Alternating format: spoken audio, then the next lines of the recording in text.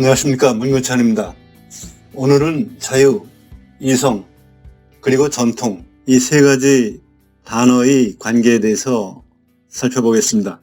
우리가 자유체제라 하면 대체로 서방 선진국 사람들이 살아가는 습속, 전통, 가치 체계, 제도 등을 한꺼번에 묘사하는 것으로 이해할 수 있을 것입니다.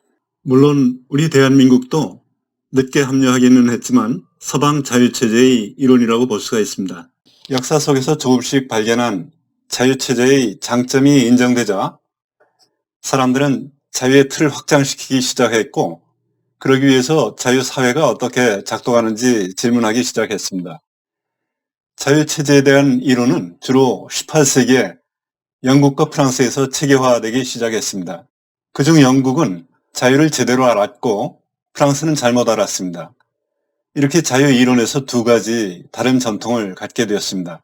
자유이론에 대한 영국의 접근은 경험론적이고 비체계적이며, 프랑스 쪽은 추측에 근거하고 합리주의적이고, 그래서 전자는 영국 쪽은 자발적으로 자라난 전통과 제도가 어떤 성격을 갖는지 해석하고 그것에 근거하는 그러한 그 이론을 전개했고, 그렇지만 이것은 쉽게 설명하기 어렵고 불완전하게만 이해될 수밖에 없었습니다.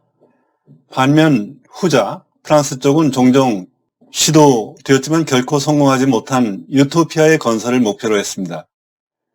그럼에도 불구하고 그것은 인간 이성의 무한한 힘에 대한 축혀 세우는 그러한 가정과 함께 겉보기에 그럴듯한 논리를 주장함으로써 프랑스적 자유는 점차 영향력을 얻어왔고, 반면에 덜 명확하고 덜 명시적인 전통의 영국적 자유는 쇠퇴의 길을 걸은 결과 오늘날에 이르러 이 두 접근은 많이 수렴이 되었습니다.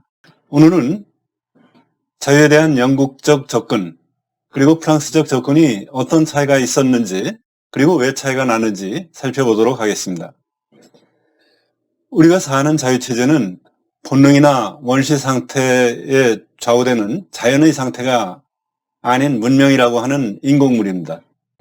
일반적으로 인공물은 기업체처럼 인위적인 조직으로서 대개 설계를 통해서 만들어지는 것이지만, 자유체제라고 하는 인공물은 일종의 문명으로서 설계의 산물은 아닙니다. 이것은 진화의 산물입니다. 이 점을 이해하는 입장이 영국식 경험주의고, 이것을 이해하지 못하는 입장이 프랑스식 합리주의입니다. 합리론자들은 우리가 사는 문명이 인공물이기 때문에 사람의 이성으로 설계한 것이고 또한 설계해야 한다고 생각을 했습니다.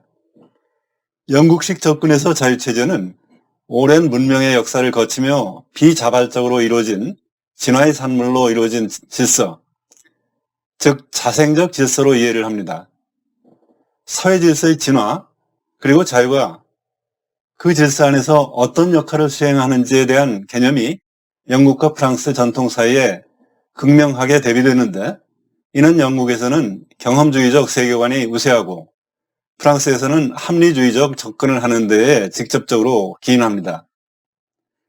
애덤 스미스, 데이비드 휴움, 애덤 펄커슨 같은 스코틀랜드 계몽주의 학자들은 우리가 사는 제도와 도덕, 언어, 법, 이런 것들이 어떻게 누적된 성장 과정에 의해 진화해 왔는지, 그리고 인간의 이성이 자라나서 성공적으로 운영될 수 있는 것은 오직 이 틀과 함께, 그리고 그 틀 안에서만 가능한 것이라는 것을 처음으로 설명한 학자들입니다.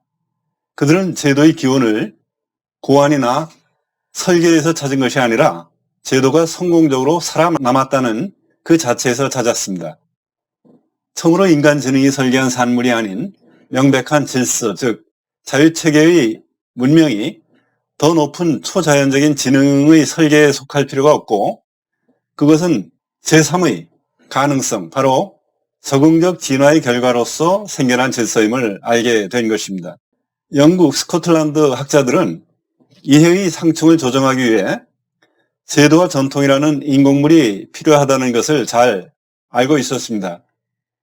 그들의 문제는 어떻게 인간 본성 속에 자기애라는 동력이 각자의 이익을 추구하게 노력하게 하면서도 동시에 대중의 이익을 증진시키는 방향으로 만드는가에 관한 것이었습니다. 그것은 문자 그대로의 의미에서의 자연적 자유, 예를 들면 무정부적 자유도 아니면서 제도들을 개인의 노력을 유익하게 하는 방향, 즉 생명 자유 그리고 재산을 확보하는 방향으로 진화했다는 오묘함을 뜻합니다. 그들의 주장은 오랜 경험이 누적된 진화 속에서 상충되는 이해관계 속에서 타협이 이루어지는 규칙과 원칙들이 생겨났는데, 이는 사회적으로 유리한 목표를 달성하도록 개인의 노력들을 이끌어 가도록 조정되어 온 것들입니다. 그 결과 자유체제가 만들어진 것입니다. 대륙의 프랑스 이성주의적 가정은 합리적 설계 이론으로 전개되었는데, 개별 인간의 성향은 선한 것이고 천부적 이성을 써서 합리적 행동을 할 수 있다는 가정을 합니다. 일종의 성선설이라고 볼 수 있습니다. 반대로 진화적 이론은 어떤 제도의 배열이 어떻게 인간 지능을 최고의 효과를 내도록 사용하도록 짜여지고 나쁜 사람들이 최소한의 피해를 줄 수 있도록 제도가 어떻게 구현되어 가는가를 보여주었습니다. 이것은 일종의 성악설적 가정이라고 볼 수 있습니다. 두 관점의 가장 큰 차이점은 전통과 같이 여러 시대에 걸쳐 진행되는 무의식적 성장의 모든 산물들의 가치에 대한 생각에 달려 있습니다. 여기서 합리주의적 접근 방식은 자유의 독특한 산물 혹은 자유의 가치를 부여하는 거의 모든 것을 소멸시키는 결과를 가져옵니다. 유용한 제도들은 모두 의도된 장치로 만들어져야 하며 인간의 목적에 봉사하는 것들 중 의식적으로 설계되지 않은 것을 생각할 수 없는 사람들, 이들은 거의 필연적으로 자유의 적입니다. 그들에게 자유는 혼돈을 의미합니다.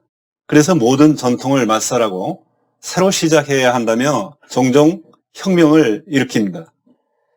반면에 경험주의적 진화론 전통에 따르면 자유의 가치는 주로 설계되지 않은 것의 성장에 의해 주어지는 기회들에 달려 있으며 자유사회가 유익하게 기능하는 것은 주로 자유롭게 성장한 제도들에 달려있다, 이렇게 생각을 합니다. 성장한 제도와 관습, 습관, 그리고 오랜 처방과 옛 방식의 규정에서 오는 모든 자유의 안정감에 대한 진정한 존경심 없이 아마도 자유에 대한 진정한 믿음은 존재하지 않았을 것입니다. 이러한 안정감 없이 자유사회를 성공적으로 운영할 수는 없을 것입니다. 역설적인 것처럼 보일 수 있지만 성공적인 자유사회는 언제나 대체로 전통에 묶인 사회입니다. 위대한 자유의 사도들이 지치지 않고 분명히 강조해온 것은 깊이 뿌리 박힌 도덕적 신념 없이는 결코 자유가 작동하지 않으며 개인들이 특정 원칙에 자발적으로 준수할 수 있는 것을 기대할 수 있을 때에만 강제를 개인이 기대할 수 있는 최소한으로 줄일 수 있다고 하는 사실입니다. 이런 전통과 행동 규칙들은 자유사회의 작동에 있어서 없어서는 안 될 필수 불가결한 것임에도 불구하고 합리주의적 유형의 사람들이 볼 때 그 의미심장함과 중요함을 명확히 이해하지 못하는 설계되지 않은 규칙과 관습에 이 복종하고 전통에 대해 존경심을 가지라는 것은 그들에게는 너무나 비유에 맞지 않았던 것입니다. 다른 모든 가치와 마찬가지로 우리의 도덕은 이성의 산물이 아니라 그 전제이며 우리의 지능체계가 봉사하고자 개발해온 목적의 일부라고 볼 수 있습니다. 우리가 진화의 어느 단계에 살든 우리가 살아가는 가치체계는 우리의 이성이 봉사해야 할 목적을 제시합니다. 이러한 가치체계를 주어진 것으로 받아들여야 함은 물론 이것은 비록 우리가 제도들을 개선하기 위해 항상 노력해야 하지만 전체를 한꺼번에 다시 만들려는 목표를 세울 수는 없으며 제도들을 개선하려는 노력에서 우리가 이해하지 못하는 많은 것이 있음을 당연한 것으로 받아들여야 한다는 것을 의미합니다. 우리는 스스로 만든 것이 아닌 가치와 제도 두 가지 모두의 틀 안에서 살아야 합니다. 특히 우리는 결코 새로운 도덕의 규칙, 새로운 체계를 조합해서 구성할 수는 없으며 혹은 어느 주어진 경우에 이러한 순종의 결과를 판단하며 그 규칙들에 순종할지 말지 결정할 수는 없습니다. 그냥 가치와 행동 규칙을 지키며 살아가야 한다는 이것이 자유체제의 원리입니다. 우리 주변의 일을 예로 들자면 자유의 중요한 부분이라 할 경제적 자유와 소유권의 존중, 이것은 일일이 설명하기 어려운 내용이지만 설명하기 이전에 우리는 그냥 이러한 가치를 소중히 지켜야 할 하나의 목적으로 또는 소중한 전통으로 여기게 됩니다. 그럼에도 불구하고 한국의 좌파 세력이 지속적으로 재벌을 해체해야 한다는 목적을 실현하기 위해서 교묘히 작동하는 정교한 그 실정법들을 얼기설기 만들어냅니다. 그들의 신념이 선한 것으로 믿으면서 이성적 판단에 따라 설계한 그 많은 규제, 이러한 그 실정법들은 소유권의 존중이라고 하는 가치와 전통을 훼손할 뿐만 아니라 그 결과 없어진 자유가 사회 전체에 주었을 수많은 기회들을 과연 얼마나 사라지게 했을지는 가늠조차 할 수가 없는 것입니다. 이성은 소중한 능력이지만 이것은 자유의 가치와 전통의 틀 속에서 써야 하는 능력입니다. 따라서 이성은 자유의 가치와 전통 안에서 자유가 더 잘 작동하도록 한 발짝씩 제도를 개선하는 데 사용을 해야 하는 것입니다. 오늘은 여기까지 말씀드리겠습니다. 감사합니다.